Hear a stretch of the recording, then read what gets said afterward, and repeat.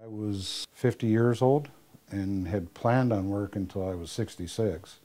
I was doing 300 to 380 parts per shift. It was just repetitive use of using a high impact wrench that many times, and at that time I was working 10-hour shifts too, and I never gave them time to relax and heal in between my work, and the damage was done. It was at that time that Boeing said, well, we can't use you anymore because of your hands and these restrictions. You can't do the job that we had hired you to do. So at age 54, they laid me off. This all happened over a 4-year period where I had 10 different hand surgeries.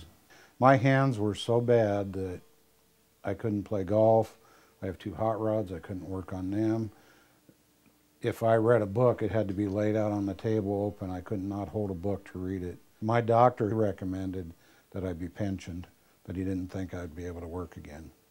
I never would have taken a lump sum settlement had it been offered to me, because to me that's just closing the book. I said, you know, I'm 55 years old, 56.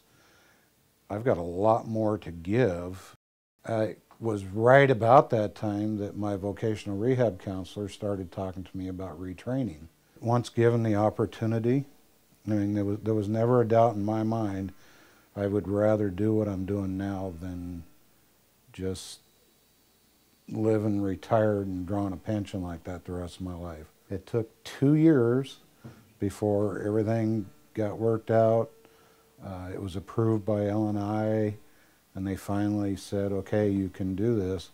Well, I was almost 59 years old when I went back to school.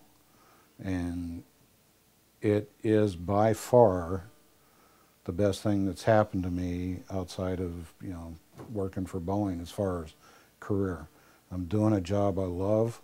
I have a caseload of clients. I'm able to help them.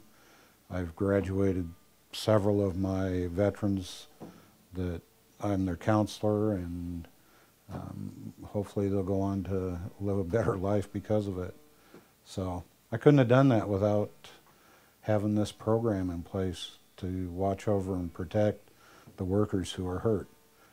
There are people like me that want to be retrained, want to still be a contributor to society. I hate to see something taken away because of those who want to abuse it and punish those who really want to use it.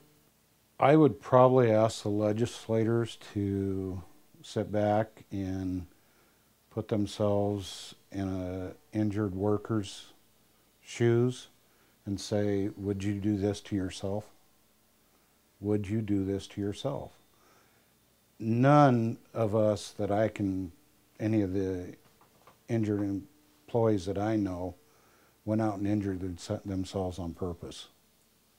We don't do that. We got injured on the job, not of our own doing.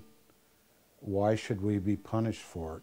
Especially those who want to retrain and go back to work in another field.